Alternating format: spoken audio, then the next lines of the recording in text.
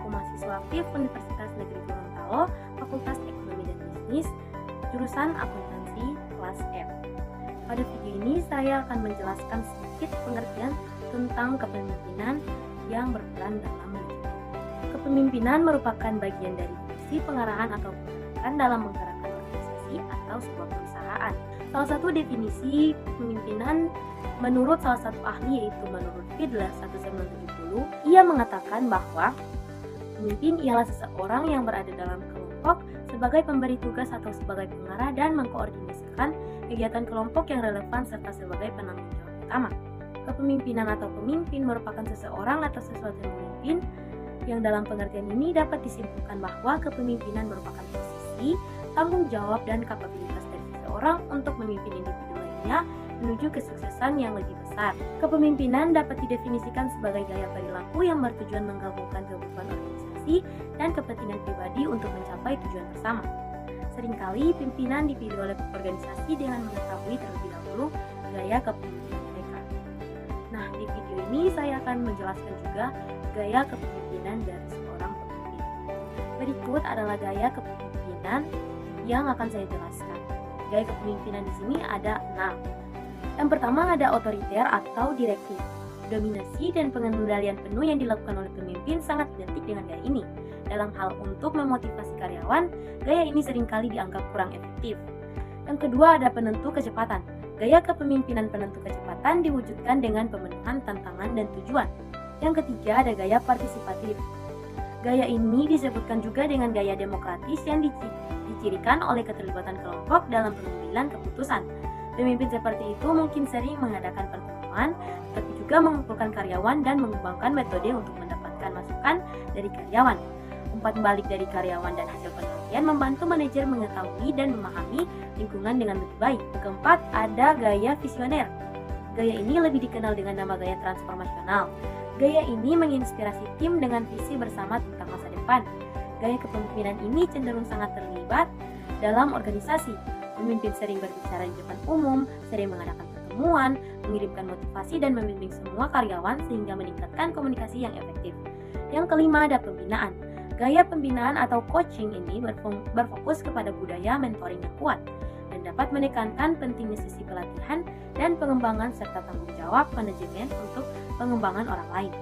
Meningkatkan efektivitas karyawan dalam hal keterampilan dan kemampuan serta pengetahuan. Dan yang terakhir ada gaya afiliasi. Gaya afiliasi menciptakan harmoni dengan menghubungkan anggota tim secara individu dalam kelompok kecil. Nah, itulah gaya kepemimpinan yang harus diterapkan oleh tiap pemimpin dalam sebuah organisasi ataupun dalam perusahaan. Nah, sekarang saya akan masuk pada pengertian komunikasi. Komunikasi yang efektif adalah kunci keberhasilan seorang pemimpin.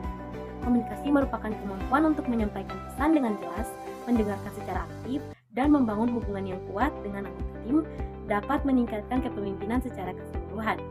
Dalam dunia yang terus berubah, pemimpin yang mampu beradaptasi dan menggunakan berbagai saluran komunikasi akan lebih berhasil. Saya Saskia Dewi Pratiwi dengan NIM 921424178. Di sini saya akan melanjutkan pemaparan materi yang telah dipaparkan oleh rekan saya, yakni terkait tugas utama komunikasi dalam organisasi.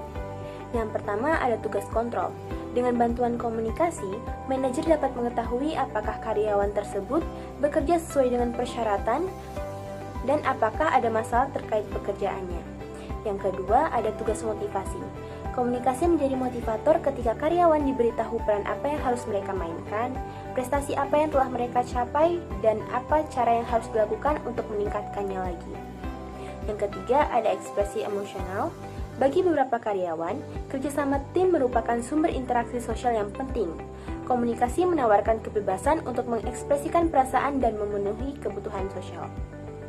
Dan yang terakhir ada tugas informasi. Setiap anggota organisasi membutuhkan informasi untuk mengidentifikasi dan mengevaluasi alternatif dalam proses pengambilan keputusan. Karena perusahaan saat ini menghadapi keputusan, tekanan persaingan, perumusan strategi, pengambilan keputusan, motivasi, pembentukan tim, dan negosiasi memerlukan keterampilan kepemimpinan dalam komunikasi yang efektif.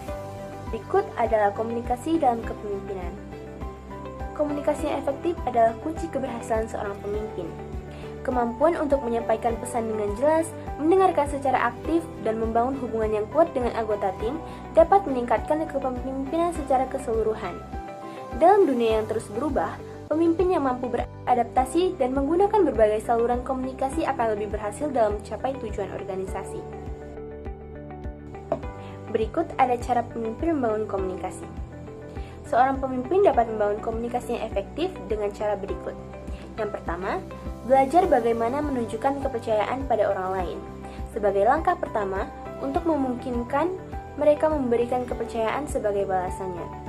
Yang kedua, membangun keterampilan dan keberanian diri dalam menghadapi masalah. Yang ketiga, belajar mendorong dan memanfaatkan perbedaan pendapat yang konstruktif. Yang keempat, membangun kapasitas manajemen untuk mampu menyampaikan nilai-nilai inti. Yang kelima, menjadi role model bagi pemimpin potensial di masa depan dalam hal cara berkomunikasi dan bekerja sama dengan orang lain. Berdasarkan pembahasan di atas, dapat diambil kesimpulan sebagai berikut. Komunikasi yang efektif terjadi ketika penerima pesan dapat menangkap maksud secara utuh dari pesan yang disampaikan oleh yang mengirim pesan sehingga tujuan dari komunikasi tersebut dapat tercapai. Gaya kepemimpinan akan membawa dampak pada cara individu seorang pemimpin dalam berkomunikasi dalam hubungan secara individu dengan anggota tim maupun dengan mewakili sebuah kelompok.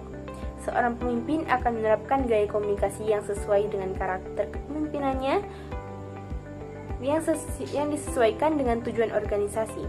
Oleh karena itu, diperlukan pemahaman yang mendalam oleh seorang pemimpin untuk bisa melakukan komunikasi yang efektif dalam mencapai tujuan organisasi.